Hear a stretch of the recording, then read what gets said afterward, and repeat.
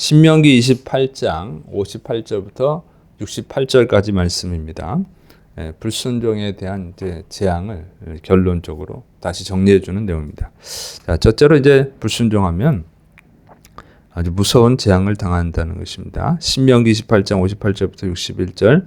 내가 만일 이 책에 기록한 이 율법의 모든 말씀을 지켜 행하지 아니하고 내 하나님 여호와님이라 하는 영화롭고 두려운 이름을 경외하지 아니하면 여호와님께서 내 재앙과 내 자손의 재앙을 극렬하게 하시리니 그 재앙이 크고 오래고 그 질병이 중하고 오래일 것이라. 여호와님께서 내가 두려워하던 애굽의 모든 질병을 내게로 가져다가 내 몸에 들어붙게 하실 것이며 또 이 율법책에 기록하지 아니한 모든 질병과 모든 재앙을 내가 멸망하기까지 여호와님께서 내게 내리실 것이니.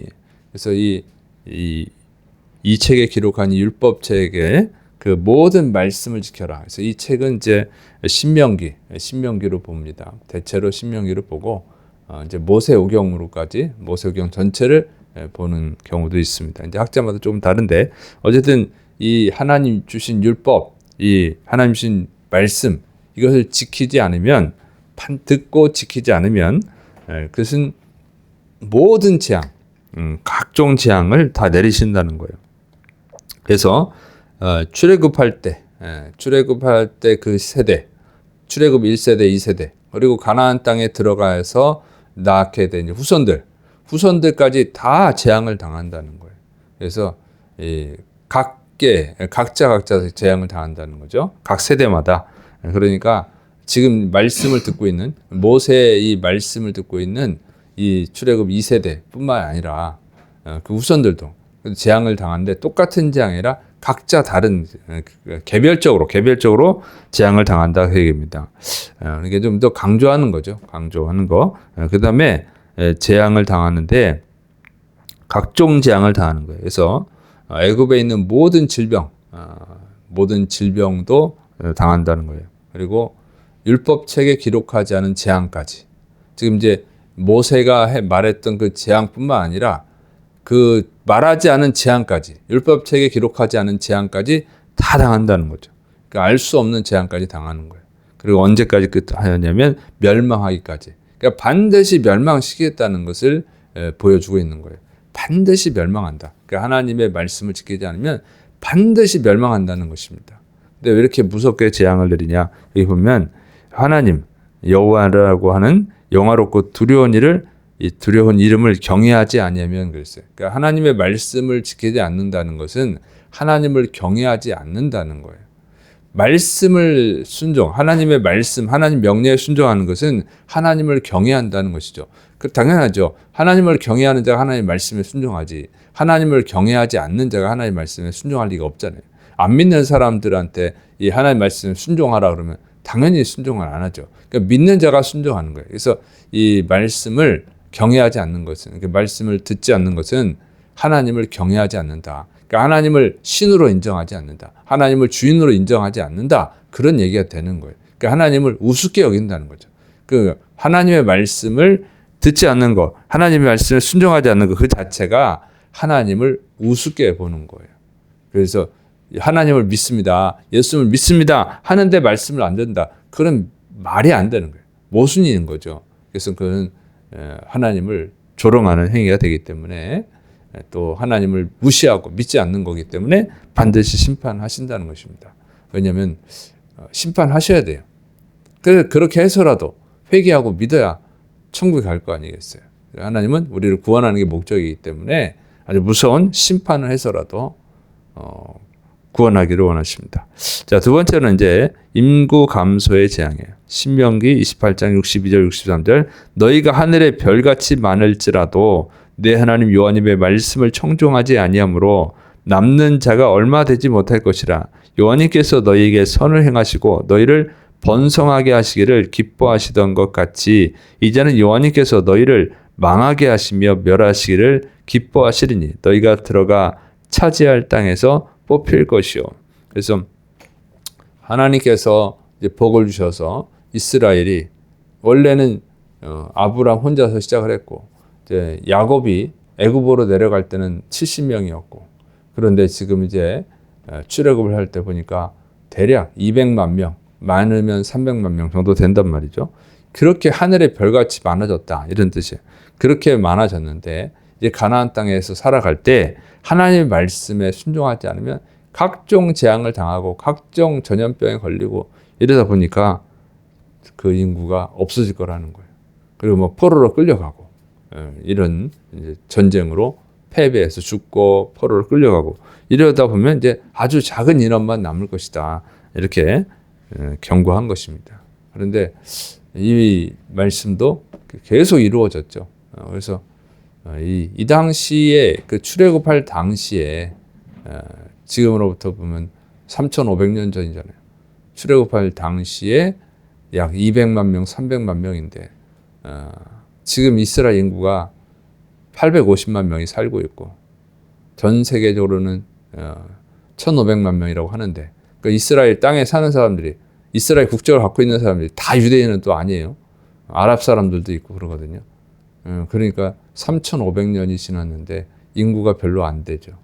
왜 그러냐면 아수르 제국에서 멸망해서 죽고 바벨론에 의해서 또 망해서 죽고 또 헬라 제국, 그리스 제국, 알렉산더가 세운 그 나라에 의해서 또 많이 죽고 또 로마 때 많이 죽고 로마 때만 해도 100만 명, 150만 명이 죽고 또 히틀러 때 600만 명이 죽고 이렇게 많이 죽다 보니까 인원이 조금밖에 안 남았어요. 그래서 하나님은 하나님의 말씀은 반드시 이루어집니다. 하나님은 말씀하신 걸 반드시 지키는 분이기 때문에 그래서 정말 무서운 심판을 내렸어요. 그래서 여러분 하나님의 말씀은 반드시 이루어진다는 걸 명심해야 됩니다. 그런데 순종하면 복을 주신다고 그랬잖아요. 순종하면 복을 받습니다. 그래서 우리가 순종에 초점을 맞춰서 여러분은 순종해서 복 받는 분들이 되시를 축원합니다. 절대 교회만 왔다 갔다 하지 말고 정말 하나님의 말씀을 지켜야 돼요. 예수님 믿었으니까 다 구원받는다. 이렇게만 생각하지 말고 구원은 예수님을 믿음으로 받지만 축복은 또 다른 거예요. 예수님만 믿었다고 축복을 받는 게 아니고 말씀을 순종해야 복을 받는 것입니다. 자, 세 번째로는 이제 포로와 노예가 되는 재앙입니다. 신명기 18장 24절부터 65절.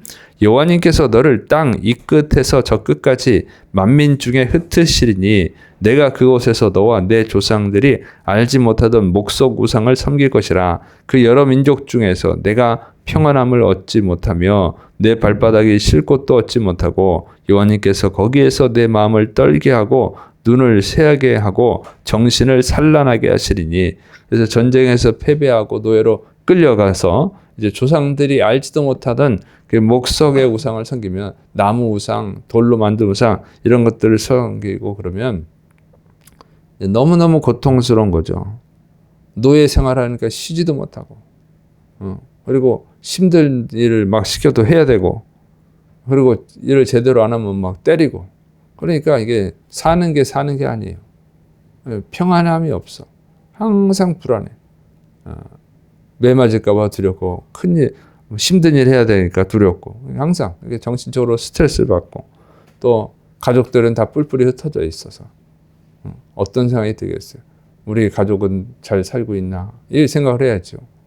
그러니까 이게 사는 게 아니에요. 그래서 아침에는 저녁이 됐으면 좋겠다.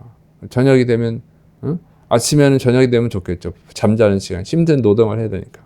근데 잠 자려면 또 잠이 안 와. 내일은 또 어떤 고생이 있을까? 우리 애들은 잘 살고 있나? 뭐 이런 생각하니까 또 자는 것도 자는 게 아니야. 그래서 아침이 되면 좋겠다. 이게 정말 미칠 것 같은 고난을 당한다 그 얘기입니다. 그런데 이게 바로 지옥의 고난이죠. 지옥에 떨어진 사람은 영원히 괴로운 거죠. 현재 만족할 수가 없어.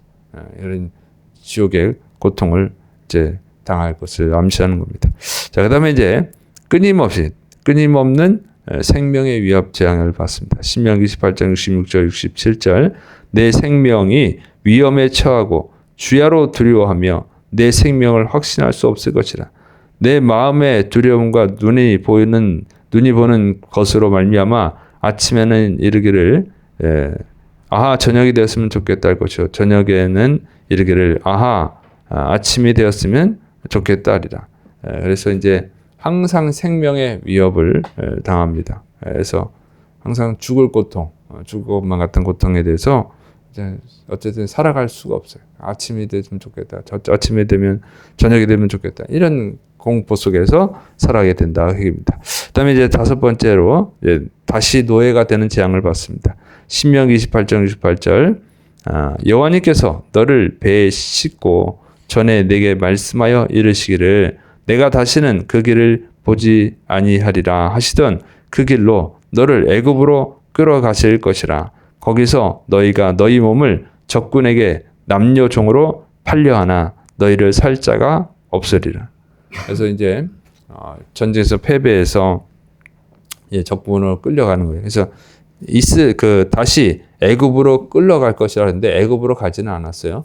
애굽에 간 사람들은 살아남은 자들이 애굽으로 도망간 건 있는데 바벨론에 멸망당했을 때 애굽으로 도망간 자들이 있죠. 그러나 끌려가기는 아수르 제국으로 끌려가고 바벨론 제국으로 끌려간 것입니다. 그래서 이거는 상징적으로 사용한 거예요. 그러니까 종이 된다, 노예가 된다는 거죠. 그래서 아수르에 끌려가서 노예가 되고 바벨론에 끌려가서 노예가 됐습니다. 이런 이제 고통스러운 인생을 살게 됐어요. 그런데 거기에서 이 너희를 살 사람이 없을 것이다.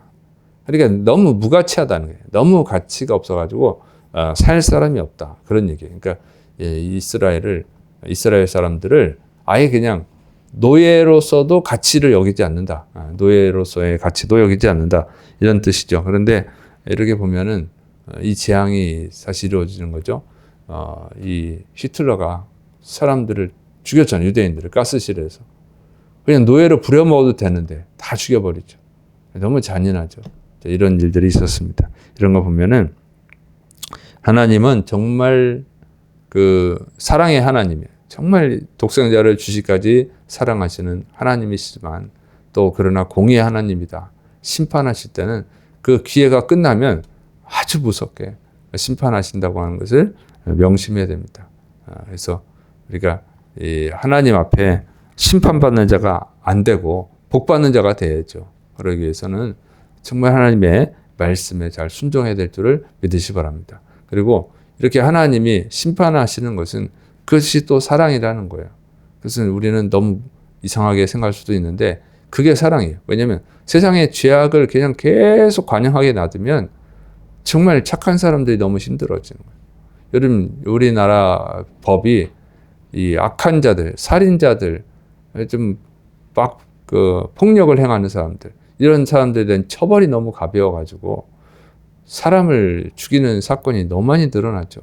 또 촉법소년 처벌을 안 하니까 애들이 그냥 너무 그걸 이용을 해가지고 교사, 선생님들도 막 뺨을 때리질 않나. 아주 그냥 이게 지금 교권이 다 무너지죠. 그렇게 자란 애들이 어떻게 했어요? 더 포악한 범죄를 저지르죠. 이게 죄에 대한 처벌을 안 하니까 그래요. 그러면 착한 사람들이 힘들어서 살기가. 그래서 하나님이 무섭게 심판하는 거예요. 그래서 무섭게 심판해야 죄를 끊어버리고 죄인을 없애버려야.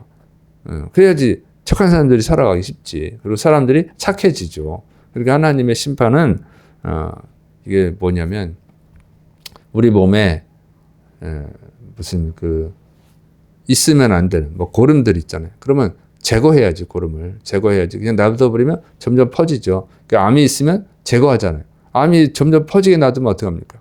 그러면 몸 전체가 죽어. 그러니까 어쩔 수 없는 거예요. 내 몸이지만 내 몸에 발생한 몸, 그 암이지만 거기가 암이 생겼으면 반드시 제거해야 전체를 살리는 거죠. 이런 개념입니다. 그래서 그것이 하나님이 심판하는 것은 그것이 사랑이다. 나머지를 살리기 위해선 하나님의 사랑이라고 하는 거예요. 그래서 그러나 우리가 심판받는 자가 되는 것이 아니고 심판을 받아서 하나님이 살아계시구나. 하나님 뜻대로 살아야 되는구나. 이렇게 깨닫는 것은 미련한 거고 순종해서 복을 받음으로 하나님 말씀에 역시 순종해야 되는구나. 이렇게 깨닫는 것이 지혜로운 것인 줄을 믿으시기 바랍니다. 그래서 지혜로운 분들이 되시고 또 그런데 우리가 이제 순종하는데 한계가 있잖아요. 죄인이다 보니까. 그래서 필요한 것이 뭡니까? 성령님의 도움이죠. 그래서 성령님의 도움을 구해야 될 줄을 믿으시기 바랍니다. 성령님께서는 우리를 도와주시는 분이에요. 그래서 하나님 말씀에 순종하고 복 받을 수 있도록 도와주시는 그 성령의 도우심을 구하시기를 축원합니다. 기도하겠습니다.